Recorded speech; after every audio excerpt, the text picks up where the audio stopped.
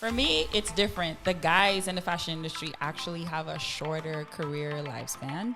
And so, depending on who you're signed with or something like that, you might just have like your cap in terms of how much you earn. So, I have been in situations where I am being paid more than my male counterpart. But then there are other scenarios where, depending on their experience, if they've done, let's say, more than fashion, probably film or probably being in music, then obviously they'll be paid more. I've had that. I hear y'all talking about this pay thing. And what is it to be paid to do this craft here in Guyana?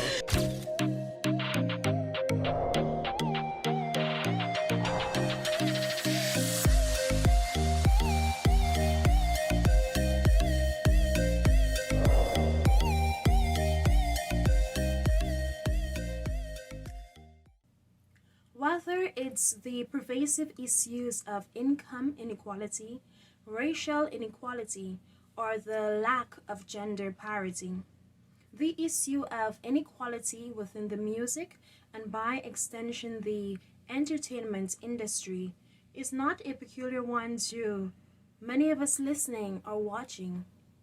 On this episode of Balancing the Bars, we are elated to have four intellectuals and Guyanese creatives who are no strangers to Guyana, this platform, the Caribbean, and the world.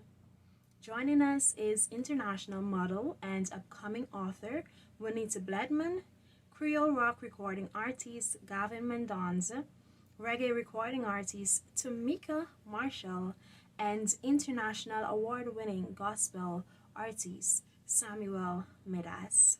I promise you that some gems are about to be dropped like a bomb on this celebrity takeover of Balancing the Bars. So stay tuned.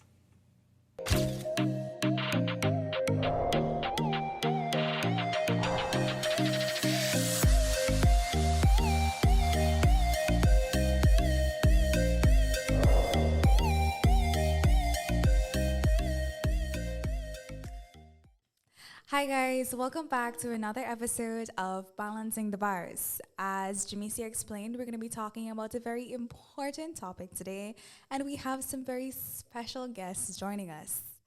Welcome guys. Welcome. All right, so we're going to get right into the conversation. Today we're talking about inequality in the entertainment industry. Everybody here is in their own special field within entertainment. So we're going to start with you, Juanita. Have you ever experienced inequality in your field? Yes. I don't think any industry is kind of like exempt from inequality, but inequality is a very ambiguous topic.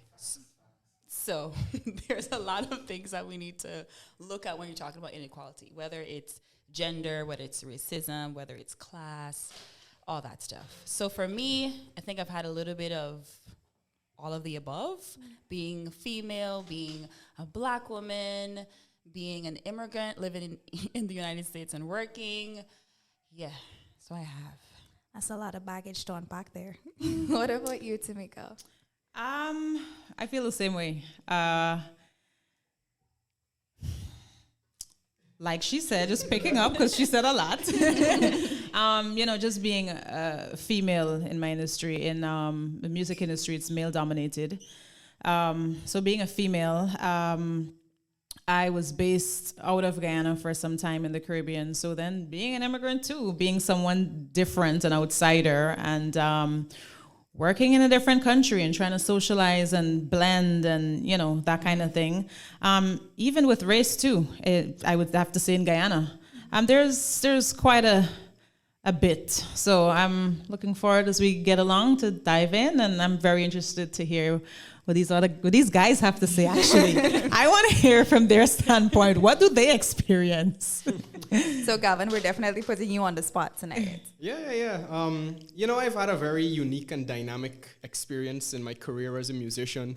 And I'm one of a very few people I could count it on a hand who had the kind of experience I've had, and that is I started off in a punk rock band, and I still play in a heavy metal band up to today here in Guyana.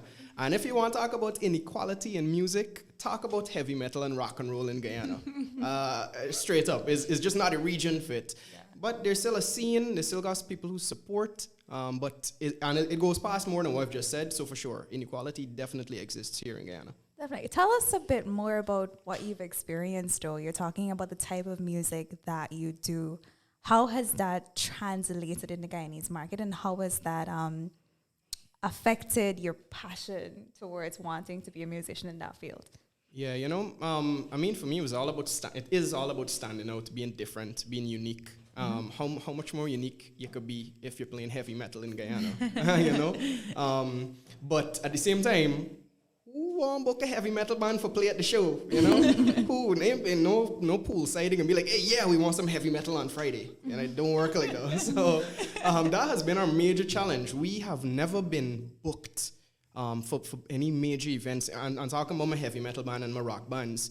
But what that allowed us to do is to develop all the skills necessary to just DIY, do it yourself. So from the harsh gutters of inequality, we and I have been able to develop all and even more of the skills and gain all the knowledge necessary to find my own success. Okay, that sounds like a lot of poetic justice. Timeka, you sound like you have something to add there. No, I mean, I was actually looking forward to this conversation. And when I heard Gavin was coming, I don't know from when, but I've been a part of Gavin's mailing list for a long time. I don't know when. But it's something that I admire about him. Not a lot of artists grind or hustle as much as he does. A lot of people sit back and I mean, I always say music you can be taught the music business, but it's not really accessible to a lot of us. We don't know what to do, where to start off, where to go, how do you present yourself. There's a whole lot that comes with it. Your image, your persona, it's crazy. And a lot of the things that I learned in being on the ground in Jamaica and working and seeing how a lot of the artists work, and then I got some insight into management and bookings and all these things. Some of the stuff I saw Gavin doing by himself. And he would put out a newsletter, this is what's going on, this is what's coming, this is what I've been up to. And I think it's admirable. Yeah. Shout out to Gavin. Yeah, shout out for real. It's true in this industry, until you get things going, you kind of have to be a one-man show and just do everything by yourself. So kudos. Juanita, how different was it for you? Coming from a fashion industry, it's a little bit different, not as intense. But I feel like when it comes to black models, culturally for me, it's going to be different because you have to adjust. But then on top of that, they're picking people in a different way. You are going to be a face of a brand. So, white is usually preferred. But now that we're more celebrated, definitely they're looking now at a certain type of black. Are you darker? Are you more light skinned? Is your hair short like mine? Or is it curly? Do you have locks? Do you have braids? There's some workplaces where people cannot be with locks. So it's like, at my work environment, even if it's a set, they're still picking out to cast you in a particular way. So for me, at first I thought that it was very annoying to be going to castings all day and then not being picked for something. And rejection plays a big part in inequality, and everybody reads that and accepts that a different way. So for me, I just had to kind of like adjust where that's concerned. I don't always take it super, super serious because that's a part of my job. But on the other hand, I know that makes people feel a certain type of way when you're going for something, when you're passionate about something, and you've basically been told no because of how you look or where you're from and all the other factors that play into inequality in that experience. So, yeah. You talked about rejection there. Everybody would interpret that differently. Can you remember the first time you were rejected? Yeah, it was bad. Tell us about it. I actually have two. Let's just do modeling industry because I don't want to go back to the past. To the far past. The first time I was going for a particular job, and it was me, a few other females, and I was told that I couldn't. because they were not like, I wasn't what they were looking for. And this was earlier, very, very early on in my career. And I didn't understand what was the point of putting all of these tabs to what you're supposed to be, and then get there and they're like, oh, you're not what we're looking for. So that, I would say, hurt my feelings, because you get excited, like, oh, I'm being exposed to something. And then really what it was that they just weren't hiring black models. I've been to shows where they're just like, we have enough black models. And then you see the show layout and there is 2 black models and there's 20 girls. So you could imagine. But maybe that's their definition of enough. Enough. And yeah. some people may say that brands should have a choice of who they want to work with. Labels should have a choice of who they want to work with. Artists should have a choice of who they want to do features with. They should. And just to touch on, I think, like you said, we've all been through a bunch of rejection. Mm-hmm. But I feel like, for me personally, it helps to build you. Mm-hmm. And you really have to have a thick skin in whatever it is that you do. You're not going to be everyone's cup of tea, and you shouldn't. Mm-hmm. And rightfully said, brands do. Let's say it's important to know your market and to know your audience. And we take things super personal because, you know, we're people and we're emotional and we're involved and yada, yada, yada. But at the end of the day, if I know that I have this product and this is my target audience, this is who I'm going to sell to. But at the end, you know, we can't help but feel really hurt by it. Mm-hmm. But I think it's important that we know in business, a lot of times you separate the personal from business, and this really has nothing to do with me and what is meant for me and my lane and my audience. It's for me to find that. True. Definitely. And I think, Gavin, you can speak to that, being able to find your niche and create your own lane. You can tell us a bit about your experiences and how you were able to go in that path. For me, I really love what I do, you know? So regardless of who I performing for or what, them things really don't matter to me. I perform because I want to perform, them kind of thing, you know? So I honestly was never too concerned about who like me, who don't like me, who listening to me, who ain't listening to me, because honestly, I'm not doing this for anybody. I wonder if that's more of a female thing, because like we sit down and we dissect and analyze, and males just seem like, yeah, this is cool, I'm having fun, you know. You know, maybe, you know, but when I was sorry, to add to that, I feel like the entertainment industry is already a male-dominated industry, so maybe rejection or something like that isn't as intense as females. Hold on, wait. I don't know. We have another female voice on the panel. Javicia, you're joining us here tonight. Tell us what you think. Is that a female thing? Do we always overanalyze, or do we have a right to be emotional about the situations when we're rejected? Of course we do. First and foremost, I feel as though as females we are a bit more emotional than males, but I feel like that's the conversation for a whole other day. But a question that I want to ask, because Timeka, you have worked in places like Jamaica, you have lived there for a while. Juanita, you have lived in the US. Mm-hmm. And there, have you ever experienced the income inequality? Because we're talking today about inequality in the industry. Have you ever experienced it from an income level whereas your male counterpart would have been paid more than you? For the same job, actually. The same job. Who wants to go first? You want to go first? No, you can go first. Yeah, but she was asking both of us. Definitely. But I would, you see, I'm the type of person, I like to look at things both ways. I mean, like I said, I try to not make things personal. So from a standpoint of being a young artist in a new country, remember, these people aren't familiar with you. You have to sell yourself, and, you know, you kind of have to flex with a lot of things. So, I mean, I still, even up to this day, depending on my audience, I do free shows.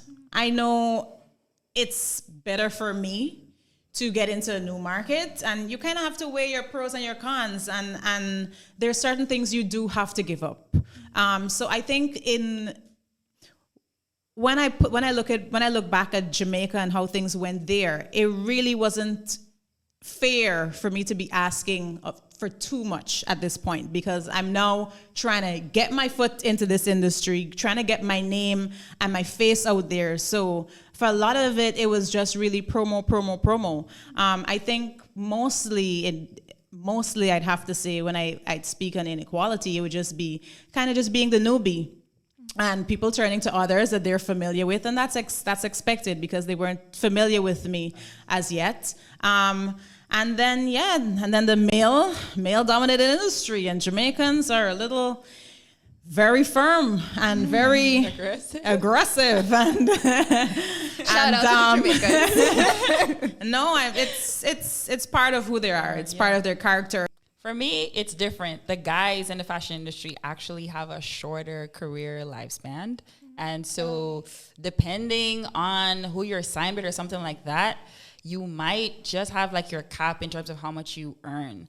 So I have been in situations where I am being paid more than my male counterpart. But then there are other scenarios where, depending on their experience, if they've done, let's say, more than fashion, probably film or probably being in music, then obviously they'll be paid more. So I've had that. I hear y'all talking about this pay thing, and I wonder, what is it to be paid to do this craft here in Guyana? You want to talk about underpaid? I mean, my goodness. I think in my days, and even up to now, people call up Gavin and Chucky, hey, come and play some folk songs for we, come and do this, come and do that. And look, we happy to do gigs for free because our money is now as feed us, feed we soul. It's just being able to do this thing. Yeah. But at the same time, if you talk about quality and standards here in Guyana, I've traveled the world. I've performed in places around the world at my own expense, much like the athletes do. There's very little support from the top of the pyramid for arts, culture. And we talk about entertainment. I like to separate entertainment with culture and the creative industry, because while they mesh, they're also very different. Yeah. Mm-hmm. Culture is very different from entertainment, and I think a lot the two get mixed up. And entertainment trumps culture. There is no respect for culture, I believe, here in Guyana. So I find like it just been rough. I got no aspirations to be rich, because if I were to drive based on, hey, I can get rich tomorrow, I can just be suffering the whole while. I'd rather just enjoy the ride, broke, in my little canoe paddling. Well, riches come in different ways, Exactly. It's not just about finances. There's riches in many different ways. So if it's feeding your soul, for sure, and you feel blessed, then hallelujah. Hallelujah, indeed, guys. We're going to take a short break, and when we get back, we're going to be joined by music mogul Samuel Medas, and he's going to share a bit more about his experiences in the entertainment industry. Stay tuned.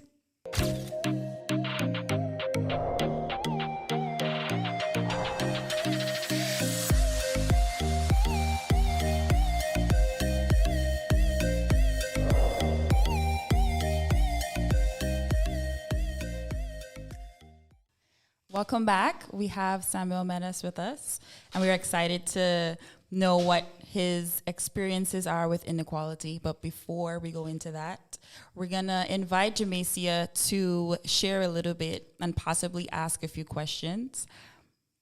Are you there, my love? So, yeah, I'm here. So my first question goes to Sammy first, and I guess all the others can answer it. So I have this favorite scripture, and Sammy, you might be familiar with it. It says, a prophet is without honor in his own country. And oftentimes, I think as artists, we may or may not be able to testify to that scripture, whether it's having an international artist pay being five times the local artist. I remember a few years ago reading a story on Facebook where our local artists, they were allegedly forced to stand in the rain while the international acts were treated like royalty. Wow. Would you guys describe that as inequality? And if so, have you ever experienced that, and how did you manage to deal with it? Wow.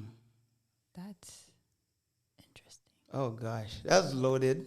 Yes, that's the first time I've heard of it. Okay, thanks for having me. Prophet is without honor in his own country. I've seen both sides of that coin, and I think it's circumstantial because there is no day that I could stand up and say Guyana has not honored me or has not shown me support, like exceptional support. But I had to earn it. I had to come through the ranks. Man, I know about being underpaid. I think we all are. Yeah, I know about being underpaid. And I think largely revelation comes with time and it comes with experience. And if you don't know how much you're worth, what you're worth, then people will pay you what they think that you're worth. So I can remember doing very, very large shows in Guyana that had international artists. And we didn't even get a chance to negotiate who we wanted to be our musicians, how much time we wanted on stage, if we wanted our sets crafted. We didn't even know that that was an option. And we didn't get to decide how much we want to get paid. If we want to get paid 50% before on the night, like we didn't know. And so for that whole season, whoever were the promoters, they really went away with the bag because they didn't have any obligations to people who didn't know that they were worth anything. And overseas is the same thing too. Like Juanita said, this thing about inequality in any industry is not indigenous to Guyana. As a matter of fact, I think Guyana is very, very mild compared to some places that you go. Perhaps, yeah. Guyana doesn't even have the kind of infrastructure to call it an industry when you go other places. It's brutal, you being an outsider. But also, and I hope I'm not straying, I used to have a certain perspective concerning inequality in the industry. And as you start to cross the fence, you realize your perspective becomes different, and you realize that some of the people and things that you held things against, you understand that it's a business, and some of the decisions that people make, it's not. Are you talking with me?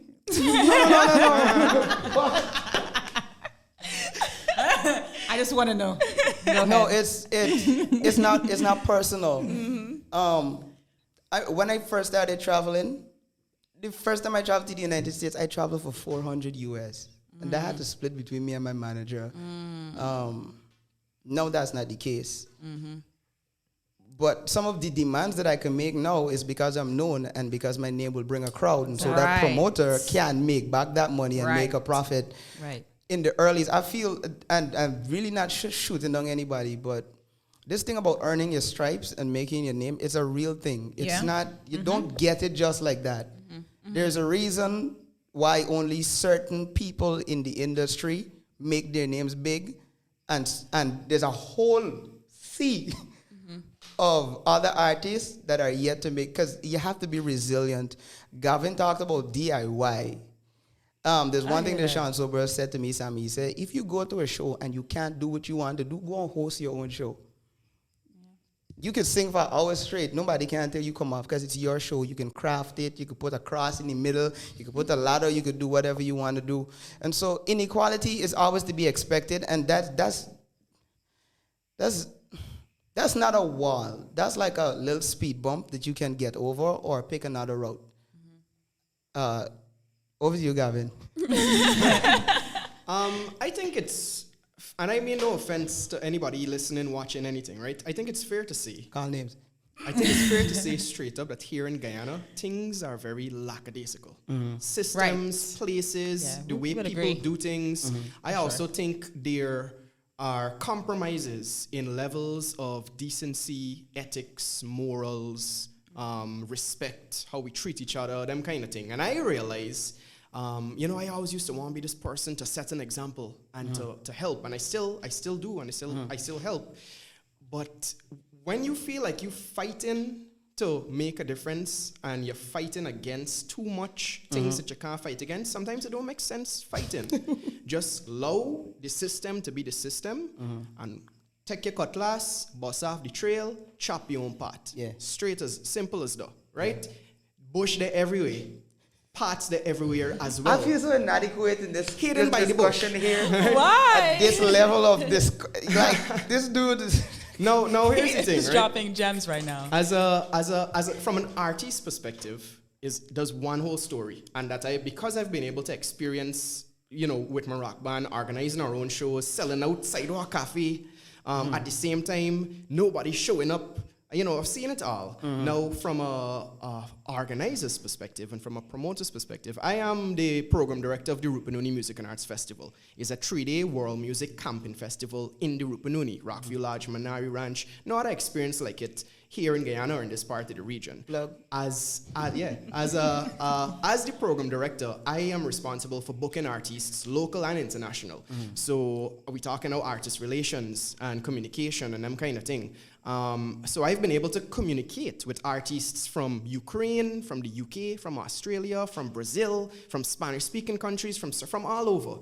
And we keep a standard, and that is we present a contract to the artists. Because here in Guyana, if you don't show up with a contract, nobody business, brother.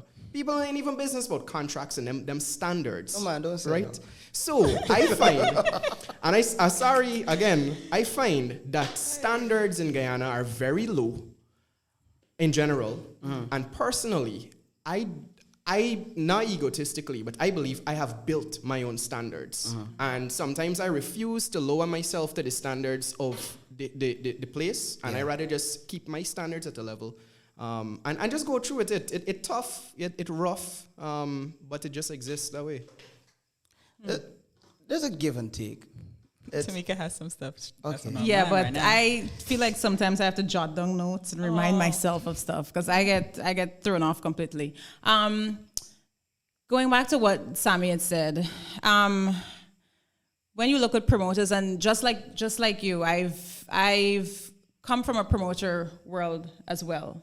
I understand events, and for a promoter, when you're putting on an event, like you rightfully said, it's about who can bring a crowd.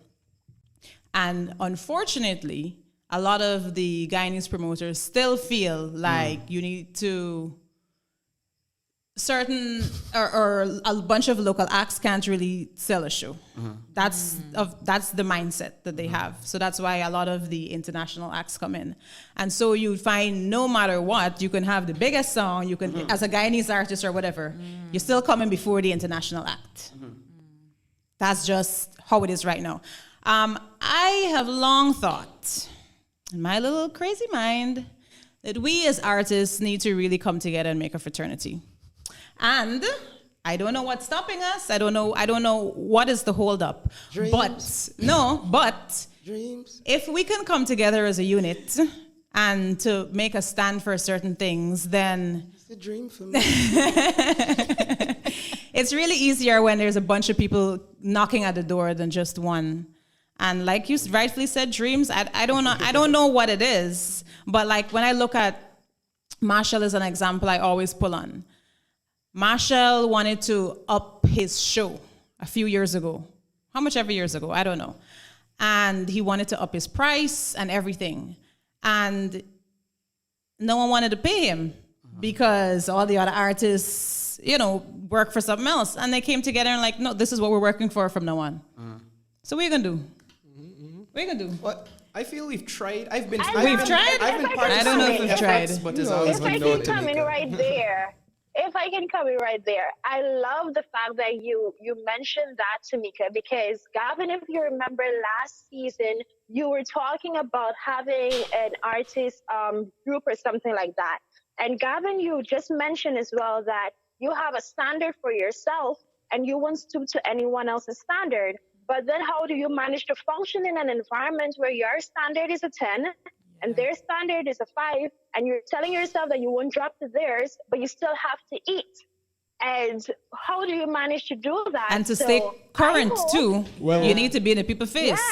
Yeah. To answer your question directly. I hope that from this episode here, the group is formed.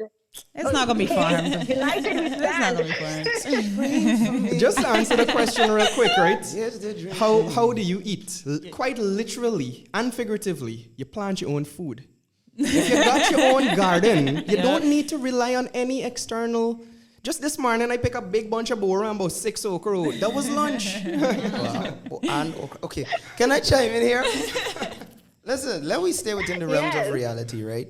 Which is there are a lot of different factors. Even with the coming together of people, your voice has to have some kind of weight behind Influence it. is important. Because if a whole bunch of quote unquote, and I no mean any kind of disrespect, nobody's come together and say, hey, we want to fight against the system. Yeah. No influence. It can sound like mosquito buzzing in the ears of the big ones, right? And then also you don't have, no offense, we don't have anything much. What are you fighting for? Exactly. Yes. But Gavin said, take your cutlass, bust a trail. Yeah. I make And that point.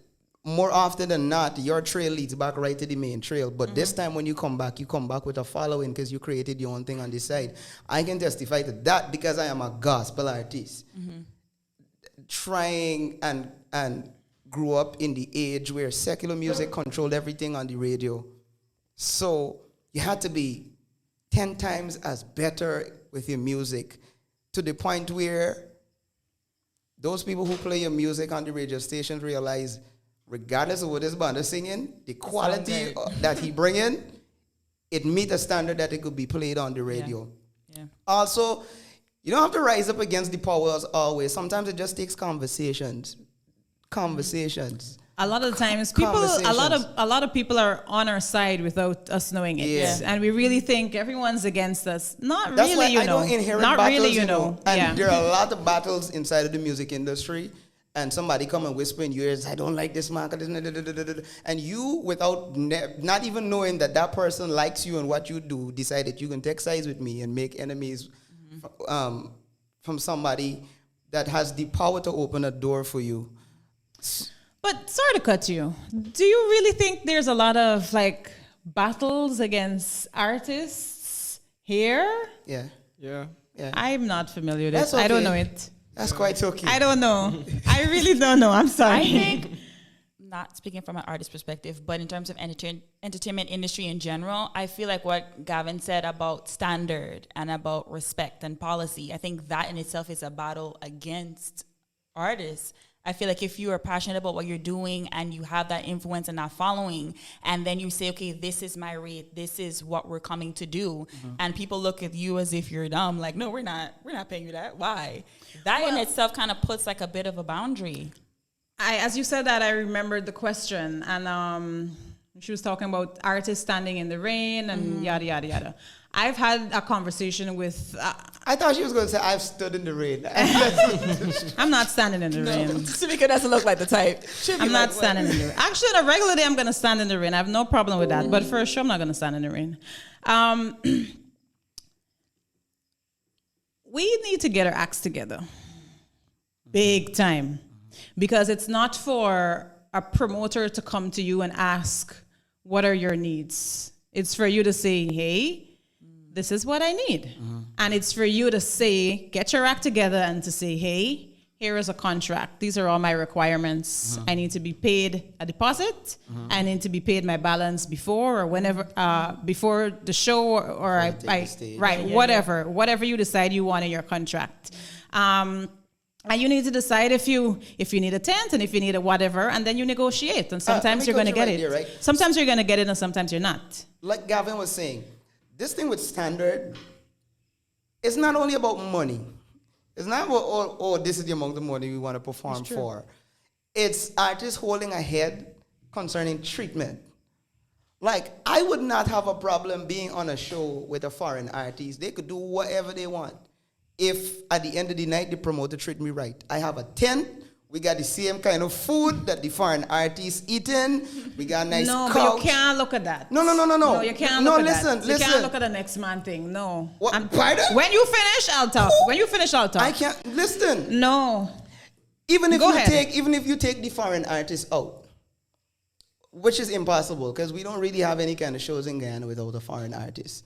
What I'm saying is, you can't give me one tent with a foldable table and a box of juice that in the inside no cooler, nothing. Right. And everybody's to take one cheese straw, and no, you can't. And I agree, and I it agree has with to that. start somewhere. I know. Don't get me wrong, because I don't want it to seem like I'm completely left. I'm not saying take trash or be stepped over. I'm not saying that. But at the same time, just like you're saying, you earn your stripes. These artists are working for a certain. Stripes for proper food and tent. No, but I'm not saying proper food. But a lot of times, like for instance, what an artist might have on their rider, on certain things on their rider, it's a lot of expensive stuff. And if you feel like you want that in your rider, by all means, you can put it in and you can negotiate it. But at the same time, it's unfair to say you want everything and you're not on the same level as an artist. The crowd that you bring in is not the same crowd this person bring in.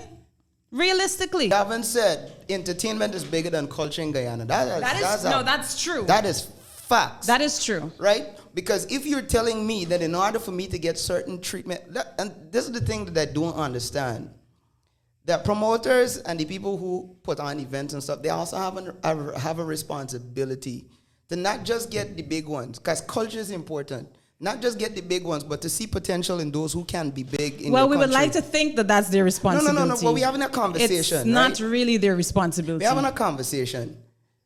And just because I'm an upcoming artist and I don't have the kind of pull like every other artist, doesn't mean that I am subjected to a certain kind of treatment. No, but that's what I'm saying. I'm not saying it needs to be completely left, or you need to stand in the rain. I'm not saying that either. But just like you said, we do need to earn our stripes. What those stripes are is for us to figure it out on the way. But standing in the rain ain't no way to No, earn standing in the rain is not appropriate for anybody, because if you get sick, right there, how are you going to perform? You see, that's what I was saying earlier. It's a lot of factors. Yeah. It's a lot of factors. Yeah, and it's everywhere. And this is so complex that even picking up just on treatment is just a small part of inequality. Yeah. So from a business perspective, you can understand, all right, you get your headliner, that's your biggest draw. You get your opening acts and them kind of thing. So they get different levels of payment. You might get different backstage facilities awarded, them kind of thing. It's true. That's how the structure is going to work. So I just finished a 12-week course in copyright law and intellectual property rights through Caribbean Copyright X through Harvard University. Just write my exam. Whether I pass or not, Great, congrats, first of all. Congrats. Now, whether I pass or not, I have acquired such a wealth of knowledge from being a law student for 12 weeks, reading cases of and copywriting limited to music and everything, right? From photos to everything else. One of the four main theories of copyright law is something called moral rights. The moral rights of an artist, it got nothing to do with legislation. It got to do with morals. It got to do with human interaction. It got to do with respect and manners. Them kind of thing. So, again, from a festival director perspective, I treat all of my artists the same, equally. We all sleeping in tents. Nobody gets in a bed and a pillow and a mattress. It's a camping festival. That's the experience. Right. Yeah. So no special person ain't gonna come in and say, oh, but we want this and we want that. Sorry, we can't book you for the festival. But that's the thing too. That's when you negotiate. I can ask for something and you can rightfully say, boy, I can't meet it. Contact you again next year. But also another thing that I wanted to touch on when you spoke, Gavin, while we're talking about the demands of an artist or a performer, we still need to look at the level of our industry and the promoters and the shows. It's not to a certain standard at all.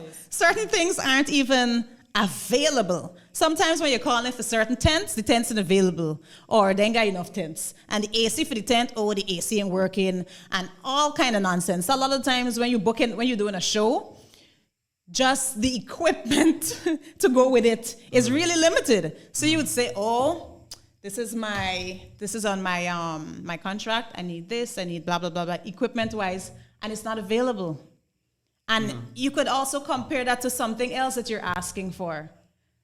Like I remember when acts like John Legend and because I'm around Hits and Jams promotion, from a long time I get to see a lot of what's going on. A lot of the things that the artists ask for is not available in our country. And they fly it in. In our country. And then them too, it's like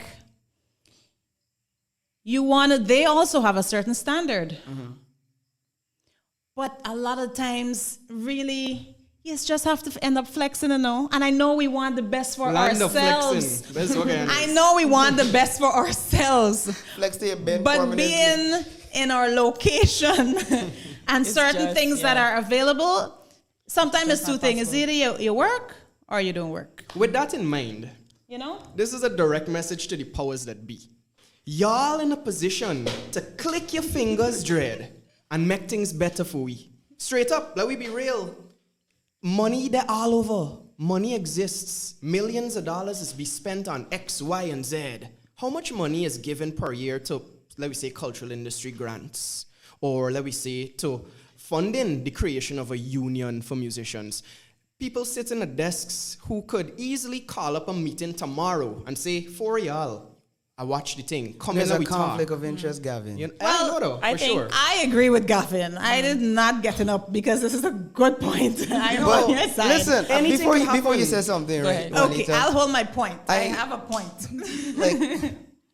I'm a little bit different because I never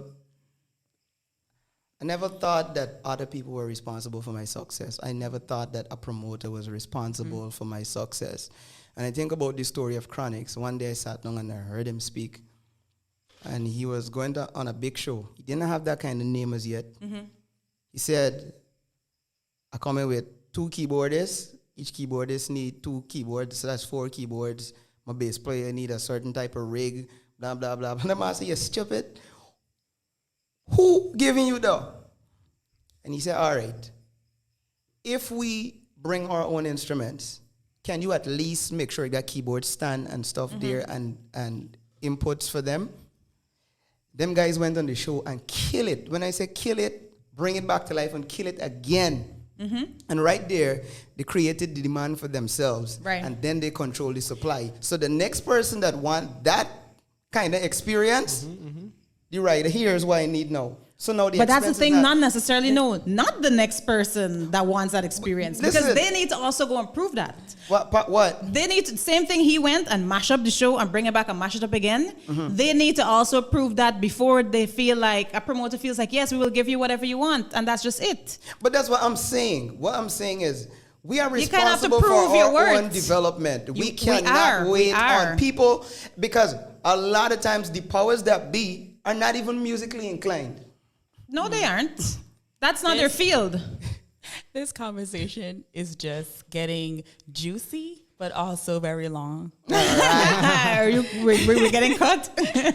Not necessarily, but this also means that they should have like a part 2 because there is definitely more to learn. Like I'm sitting here absorbing as well as our audience about a lot of the facets of the entertainment industry and what that may look like for every creative, whether it's artist or not. So we're gonna take a little break, but before we go, there's another segment? I want to say thank you for everyone that has contributed to this conversation. Thanks for It was having us. definitely a mouthful, but it was enriching, and for the most part, it was fun. Yeah. It was fun. Male perspective, female perspective, definitely fun. So before we go, is there any last words from our guests on this topic? Just before we close out. You can go ahead, Gavin. I would just like to encourage any aspiring artists and established artists listening to the conversation to join in, first and foremost. Yeah. We need to communicate more. Yes. We do need to, if not work and collaborate more together, at least communicate more. At least share the same forums a little more often. Yeah. And contribute to not just earning, but giving respect. Yeah. Is at the end of the day, all of us Guyanese. And if it's one thing that has broken the country and the way things operate, is how divided we are and how happy we are to be divided. I think we got fixed though. And if the creative industry could round up and put out positive content and set an example for society, Amen. that's the way forward. Well said. Timeka. Gavin for president. No thanks. No, it was well said. It was well said. Yeah. I just want to echo what Gavin said, that we should come together. There's a lot to be learned when you come together and start sharing perspectives and experiences and insights. Like the other day, I had a whole bunch of guys from the music industry sitting in my living room talking. I was being schooled, even though it got heated. It was very loud at times. But you realize that there's a wealth of knowledge when you come and sit down together. And that's something that does not happen very often. And it really doesn't take much. You don't book nobody to come and sit down and talk music. Because musicians love to sit down and talk music. And there's a lot to be learned. There's a lot of relationships to be forged. Timeka, any last words? I think, also just echoing the guys, I think music is a language of the people. We all have things that we're feeling inside, but we can't express it. And that's what artists are supposed to be there for. So just like Gavin said, with unity, collaborations, whatever it is, just more friendships, within the industry. It will transcend onto the people. Of course, the country's been a divide for many years. I think, unfortunately, we're going through this pandemic at the time, but there's some positives to it, I might say. And there's been a lot of shows. Shout out to the Ministry of Culture, Youth and Sport. There's been a lot of shows. And because of COVID, it's all Guyanese artists. Yeah. All. And people have been tuning in. The viewership has been really high. And that's something commendable. I think when Sammy, Saiko, and I did the collab, Change the Story, I think that too was another, of course it was something that was important, a powerful message to be said at the time because of what was going on. But just the fact that it was unity and different artists coming together, it said a lot. Yeah. From different, we do different music. I'm not a gospel artist, You know it. Yeah, and also like Gavin said, I think it is important to look at, when you look at the economy of the country, you look at what the artists can bring into the country. We look at how music contributes to the GDP of a country. So it is a huge market. It's a huge field to be invested into. And of course, we need to pave our own paths and we need to define what success is for us and go after that. And it's our responsibility. But at the same time, too, it can do wonders for our country in a whole. A lot of job opportunities can be created, So I think everyone who's watching, yeah, for sure. Come on, man. Let's join in. Spoken like a politician. Let's join in. Vote for Timeka. To our listeners, I really, really hope that this is not just a feel-good platform. People tune in like, oh, I just love that conversation. It's so good. And then you share, but share with this intention of helping others and also helping yourself. I am not sure where people are in their life circle, and people don't usually get information like this. So to see, your fellow celebrities up on the panel and really giving you the gems, really giving you the reality of things, because the entertainment can be quite glamorous and people don't often touch on what is real about it. So this was definitely an artist takeover, and we loved it. Thank you. Thank you, our listeners, for tuning in to another special episode of Balancing the Bars, where balance brings peace.